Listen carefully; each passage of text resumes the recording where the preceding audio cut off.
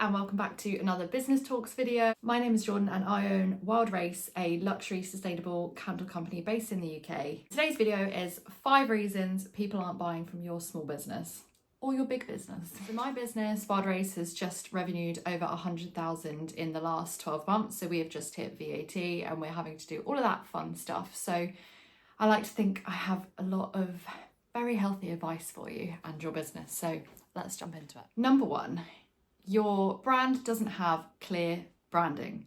So a lot of feedback I got at the start of my business, and which I kind of shuffled around, moved, redid, and helped it boom to what it is now, was that I didn't have clear branding. So all of my products looked just slightly different.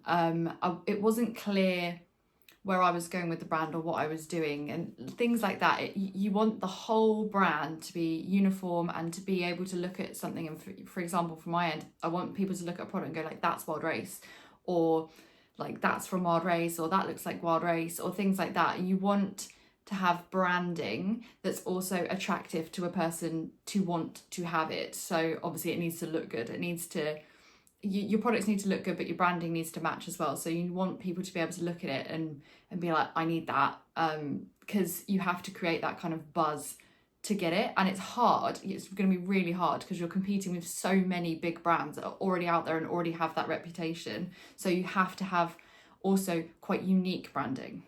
Number 2, you're not coming across trustworthy. So do you have your policies on your website? Do you have all your shipping times on your website? Do you have a professional looking website? Are you even selling on a website? You want to look trustworthy. You want to look professional. You want to look like a business that they don't feel frightened buying from and think their credit card details are going to be robbed. You know, you want to look very professional. You want to build some reviews up. So even if you haven't sold to anyone yet, I would have family and friends leave you reviews, leave yourself reviews, just get reviews, because if you're not displaying as a business that's already selling, it's usually very unlikely for people to just flood to your business and buy from your business, because they don't know who you are. They don't know if you're trustworthy. And yeah, it's just, you wouldn't buy from someone like that. Number 3, they might not be seeing it. Have you worked on your SEO? Have you worked on your tags if you're selling on places like Etsy or Amazon? Have you worked on your generic keywords? Have you looked into other things on the market and tried to look at what they're doing, and not as in like their ideas, but as in their words, their tags? That's what I did on Etsy when I first launched. I would look at keywords that people had in their listings that you'll be able to see that there's a lot of keywords that the same people are using, and you want to use those keywords as well. But you also want to hit like a niche, because you're competing on such a heavy market. The candle market is huge. There are so many candles for sale. You want to hit a niche so that you can get to the top. So for me, at the start, I'm not going to say what, but I wormed my way into a particular niche that didn't have really anyone selling in it, and that's what boosted me. And then once I worked my way to the top, I was able to hit these other kind of more common names and tags and things like that. I then later hit another niche, and that's when it really boomed. So you want to look for little niches whilst also making sure that you are obviously tagging all the generic kind of stuff at the start, especially on Etsy. But with your website, you need to seriously work on SEO. You need to do all the stuff on there that you've got to do with that, making sure that you're going to be discovered, because yeah, people might not be seeing you. Also, are you on Instagram? Are you on TikTok? Are you on all the platforms? Are you being seen as much as you can possibly be seen? Because that's a huge tip, to just spread yourself on as many platforms as you can at the start, because you just need to be seen and you don't know which one's going to work for you. There's so many that I thought were going to be like my platform that just were not my platform, and other ones that you maybe wouldn't expect to be as successful are successful. So I would just say, and I know it sounds a bit weird because people don't usually suggest this, but I definitely do, spread yourself thin at the start and see what works, see what sticks, and then you can filter out the ones that aren't working. Number 4, your photography isn't catching people's attention. So photography is a huge thing. You need to make sure you have a great photographer that you're working with. You need to make sure your photos are eye-catching. If you're not working with a photographer and you're doing it yourself, you just still need to make sure that you are catching people's attention. I would always recommend my number one tip for a candle business is have a photographer. Even if you think you're good at photography. If you're an actual photographer, fair enough. But if you just think you're good at photography, you're probably not at the standard that it needs to be to compete with the market that you're competing with. If you think about the big brands and the budget they will have for photography, like that is what you're competing with. So you need to make sure that your photos are catching people's attention, because that's the first point that they're going to see when they're scrolling through Google or Etsy or whatever platform you're on. When they're scrolling through, you need to be able to make them stop scrolling, which is incredibly hard.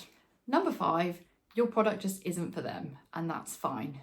Not everybody is going to want to buy from you. Not everyone is going to want your product, and you can't take it to heart. You can't think too much on it. You just have to move on and find the people that are looking to buy your product, because it's very easy to get consumed by the like, oh, they didn't want it. Like my first year, I probably sold less than 10 candles. So, and now here I am 3.5 years later, we've just taken 100,000 in the last year. Like it can all change, and you just have to stick to if you've got a strong brand and a strong product and you know that it's good, just stick with it, because you're not going to fly onto the market and just find straight away everyone who wants to buy from you. That you have to build, and it takes time. It takes a lot of hard work, and it takes a lot of dedication to your own brand.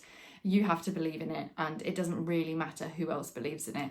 It's very, very important that you remember that, because people are going to slag you off. People are going to think you're mad. People are going to think, why is she doing that? Or why is he doing that? Like, that, why don't they just get a normal job? Or why don't they do this? Or why don't they do that? But you have to stick to it, and you have to believe in yourself, and you have to know that better things are coming if you put in the work. And I mean serious work, because it is hard. It is so hard to build a brand.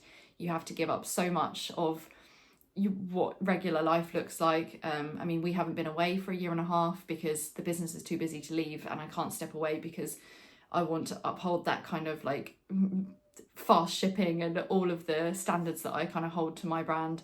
There's a lot of dedication, and you will, if you're wanting to grow it into a big business, it takes time, but it also is going to take sacrifice. But if that's what you're after, it's worth it. But just don't be too caught up on the people that aren't interested in what you're doing, because they don't matter and they're not going to pay your mortgage. So I hope this video helps. I hope these 5 things are things you can look at, take back to your own business, work on and improve.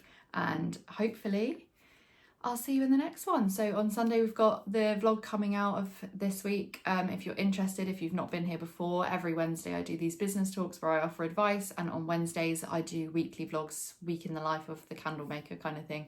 Although this week's is crazy and very hard to film, because everything is very stressful. But yeah, I hope you enjoyed. Let me know in the comments what you think, and I'll catch you on Sunday.